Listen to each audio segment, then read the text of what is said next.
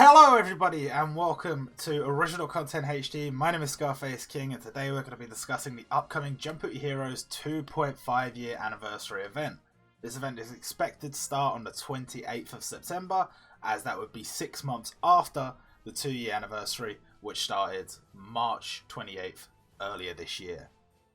The only hints we have about the theme of the event are an in-game icon that says Great Escape, and a Dr. Stone styled event icon and login bonus. I should mention, historically, event themes are not necessarily a perfect fit for the characters that are introduced. For example, we had the Jumputi TV event, and while all the stages were indeed themed around TV, either being a TV show or TV channel, the characters themselves were not ones you could guess just by hearing the event theme. You wouldn't have heard anyone say, oh, it's an event about TV, so we'll definitely get Hades from Saint Seiya. There wasn't really any correlation. That being said, we have had events like the MissCon pageant or the Greatest in the World event, where characters chosen for the theme matched very well, like Mihawk being the world's greatest swordsman and him debuting in the Greatest in the World event.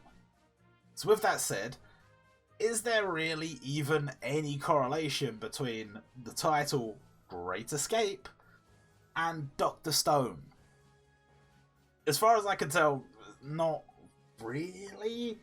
On the one hand, you could see it as an escape from a certain situation, in which case Dr. Stone would actually be an alright pick, because many times in the series they have to escape a certain situation, but that's quite vague. On the other hand, if it's supposed to be an actual escape from an actual particular location, Dr. Stone doesn't necessarily fit quite as well.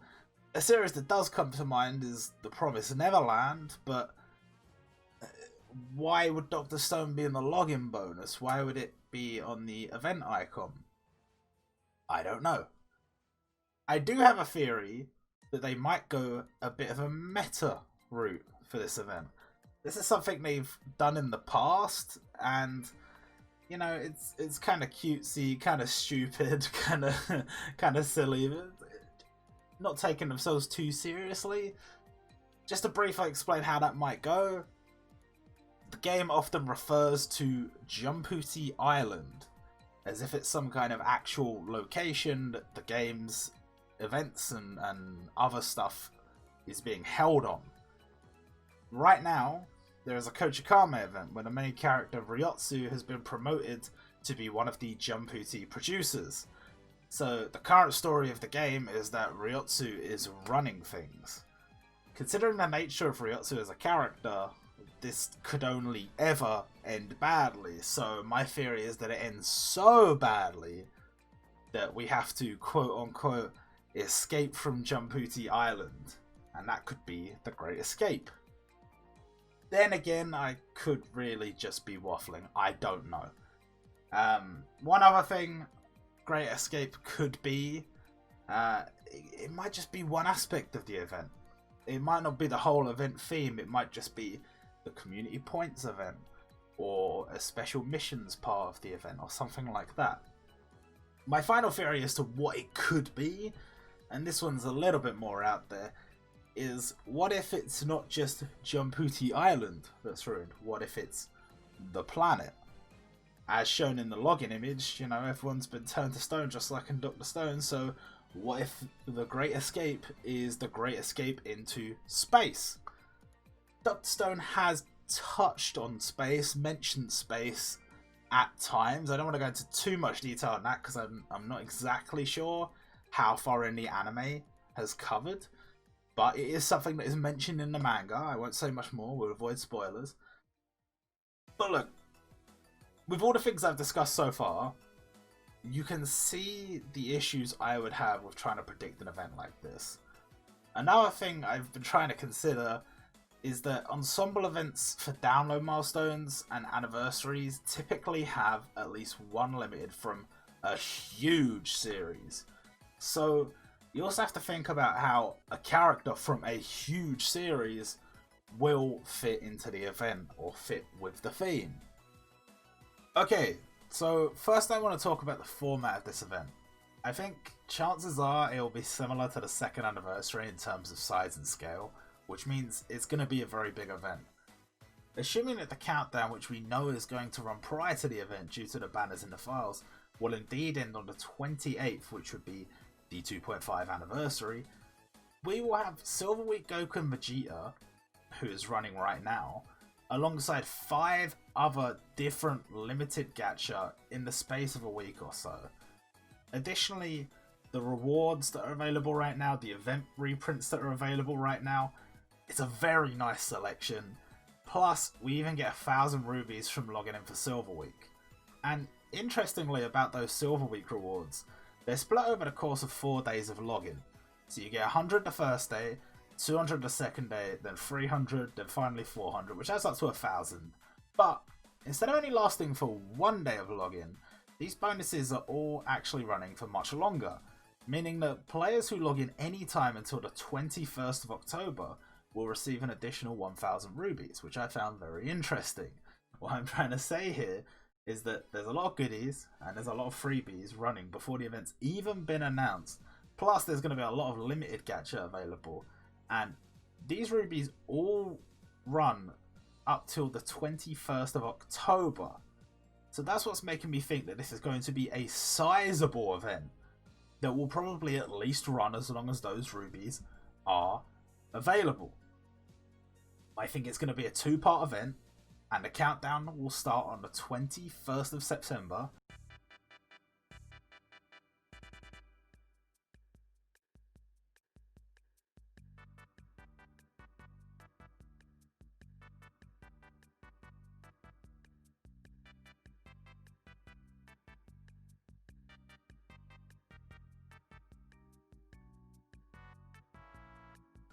With the actual events coming to an end by October 21st, which would be almost identical to the second anniversary, where the countdown started on the 20th of March and the actual events had come to an end by the 20th of April. So, just like the second anniversary, this is a milestone event that happens to line up with a new Tower character releasing. There should be a new one on October 5th.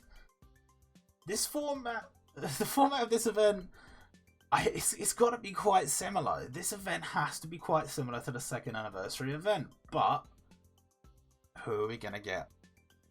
One character theory I quickly want to touch on came from Hollow in the Discord. He suggested that one of the slots in between Naruto and Sasuke's duel unit and the new Ryotsu and Lemon duel unit could be Luffy and Ace. This would work for a few reasons. Firstly, this would totally fit the Great Escape theme. You could either say for the escape from Marineford, or you could also say there's an escape from Impel Down. You could include characters from that if you were doing a full event. Secondly, we haven't really had as much One Piece representation this year as I expected. You know, if Naruto and Dragon Ball were the limiteds for the second year anniversary, then surely it makes sense for One Piece to take one of the slots in the 2.5 anniversary. And it also makes sense in general that we would eventually get a One Piece dual unit at some point, and this is the obvious one. Thirdly, you might remember the promo video for the second anniversary. They showed some popular character pairings, and Luffy and Ace was the first pairing they showed in that video, and a lot of people were certain they were going to be coming for the second anniversary, but they didn't. So, if Luffy and Ace are indeed the first limited, then who would be the second? Well, looking back at the video from the anniversary, they do show a few pairings like Tanjiro and Nezuko, or Deku and Bakugo, and I agree. Both of these pairings and many of the other pairings they show would not only work as dual units, but they would be huge sellers. But what do they really have to do with the theme of Great Escape? I couldn't really find a way to make them fit into that theme. Not that it really matters, but you know, if we're gonna make a video, then we're gonna fucking at least try to make them fit in properly. So, one thing that did catch my eye that they showed was Gintoki and Shinpachi. Now, I don't really see this pairing happening as a new unit, and I think it was only put there as a gag for the video because in the promo images that came out after the video, they replaced Shinpachi's image with a pair of broken glasses. But, if we're looking for a duo that fits the theme of Great Escape, then we can look back to Gintoki and Katsura as a dual unit from the end of the Benizakura arc. This was something that was speculated quite a lot in the lead up to the second anniversary originally, including in one of my videos. And for me, this works quite well. Gintama is held in quite high regard on this game by the developers. It's seen as a popular enough series to have multiple feature festivals and other events and limiteds and stuff, and I think this would be a cool addition as a dual unit. Plus, it fits the theme because there is a bit of a great escape at the end of that arc. So maybe, maybe. As for the rest of the event, it's really hard to say. Obviously, Dr. Stone is going to be somehow involved, but I don't know in what way. It kind of makes me wonder, what if it's like the 476 festival where there's two active themes, the world's greatest and student and teachers, in the example of 476. We could do the same thing. We can have a Great Escape and another theme.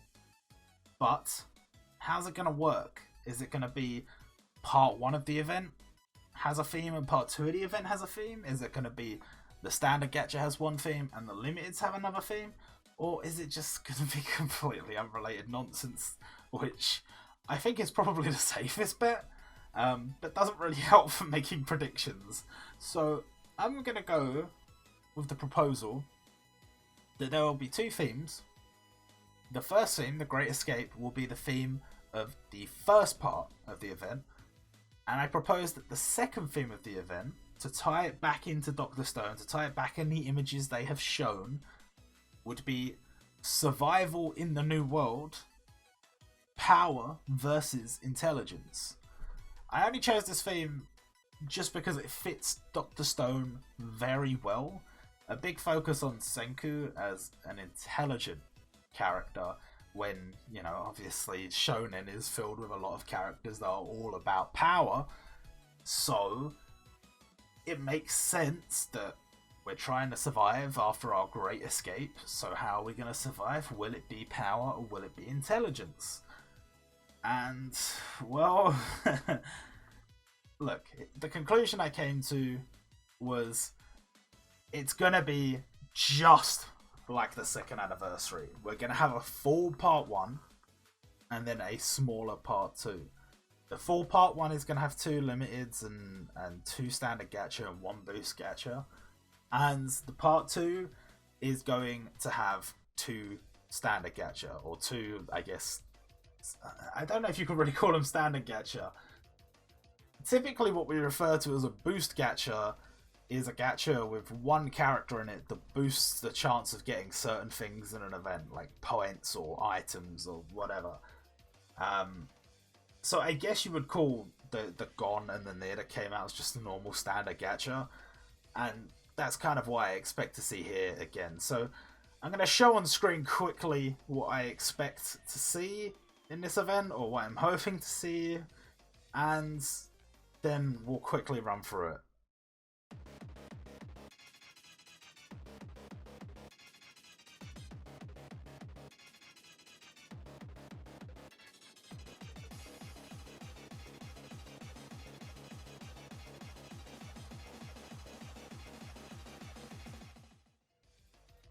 So let's review what I've just shown on screen, and talk about why I made certain decisions. I added a legend summon to part 1 of this event, which the second anniversary didn't have, but I think they've been adding a lot more legend summons recently. I guess they realised they're easier to make than a character by quite a big margin, and it's a way to fill out an event a little bit. They've been showing up in, like, almost every feature festival. Sometimes we even get 2 in a feature festival. So, I don't know. But in any case, I don't see any reason not to just include one here. I chose Byakuya because he plays a very important role in the Dr. Stone story, but doesn't necessarily play the right kind of role for him to be added as a character to the game. Either way, I think it would be a nice addition. I've already talked about the limiteds, but as far as their event counterparts, I think it would be really nice to have these new versions of Akainu and Takasugi. The idea is going to be a little bit like V2 Saga. You fight the old version of the character, and the new version, while not an event boss, will be available from the event as a drop.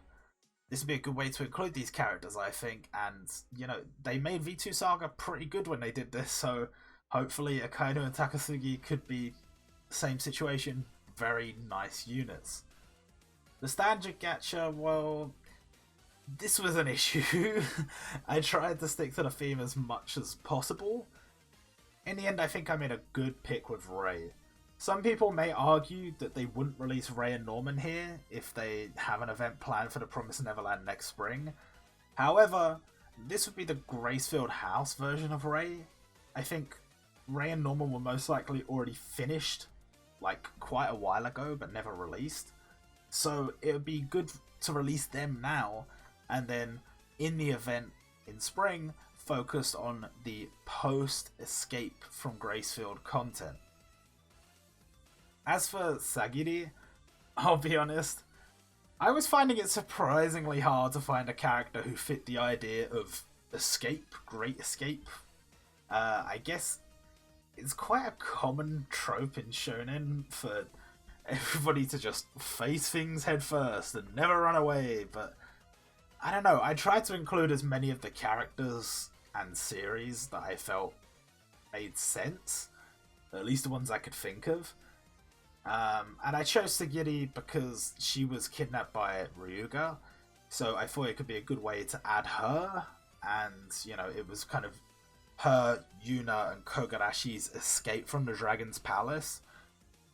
Now for the controversial, is it controversial for the interesting pick? I have Ageha Yoshina from Siren. We know that Siren's coming. I think they will give us a feature festival for Siren at some point, considering it did win the vote, even though we didn't know it till recently. But it's very common for the protagonist to be added before the series gets a full feature festival. So, if you haven't read Siren, a little bit of info here. One of the main elements of the plot is that the characters get taken to this terrible place that I won't go into too much detail about to avoid spoilers for anybody who may want to pick it up. And whilst there, they have to escape. They have to solve missions or tasks to escape this hellscape and return home.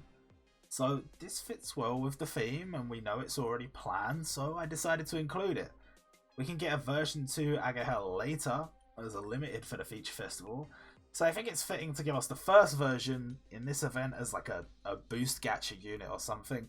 And when I say boost gacha, like I mentioned before, I don't know if it necessarily has to be a boost gacha, but it needs to be a standalone gacha where he's the only new character added, because this is a very common way for them to add characters in these big ensemble events. Think about Aimi, think about Gitsune, characters from smaller series that are quite often very good units included in the game outside of the normal gacha. For the tower, I chose Iguro because they just seem to enjoy putting popular characters into the tower recently. I chose him specifically because of the role he plays in the series. I don't necessarily see him being added in a Kimetsu no Yaiba feature festival.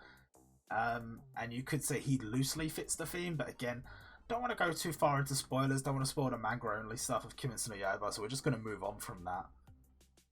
And I think we'll get another one of those bonus Unity battles that doesn't drop a character, doesn't give a legend summon, but gives you lots and lots of rewards.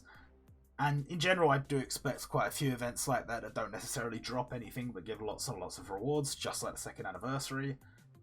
And finally, from part 1, we have the character I showed, the Senku and Tanjiro dual unit.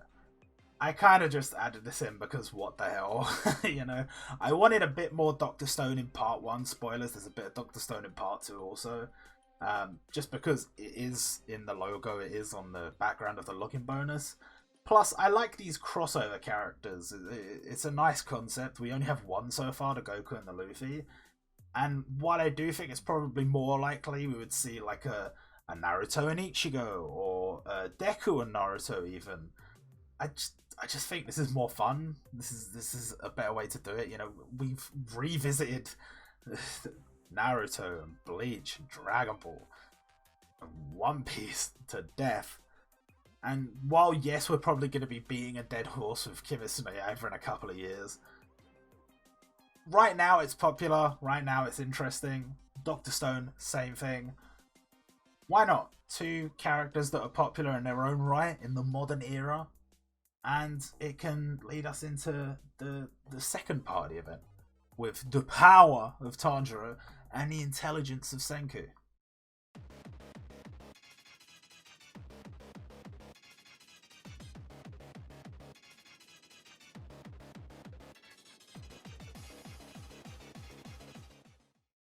This would be a good time to remind people that these predictions are just a bit of fun. Don't take them seriously because my accurate predictions percentage is horrific. Also, even if I do happen to work out what the devs have planned in terms of themes or event layout or whatever, I haven't read everything in Jump, so they can always go in a different direction that I don't necessarily see coming because I'm just not familiar enough with the series or characters. Part 2, I think, potentially is a good example of this. They have two new versions of popular series protagonists in Part 2 of the second anniversary, and I think it's much more likely we would see something like that again, rather than what I've shown here. I went with Gen and Chrome versus Tsukasa because I think Gen and Chrome are popular enough to warrant getting in, and Tsukasa should just be a given for a Dr. Stone event at this point. For Prince of Tennis, I'm a bit less convinced of my choices. However, Kaido was quite a popular character if I recall correctly, and we can fill out the Seigaku roster a little bit more this way, getting two new characters from the main roster. Because right now we only have two characters to begin with. We have Ryoma and we have Fuji.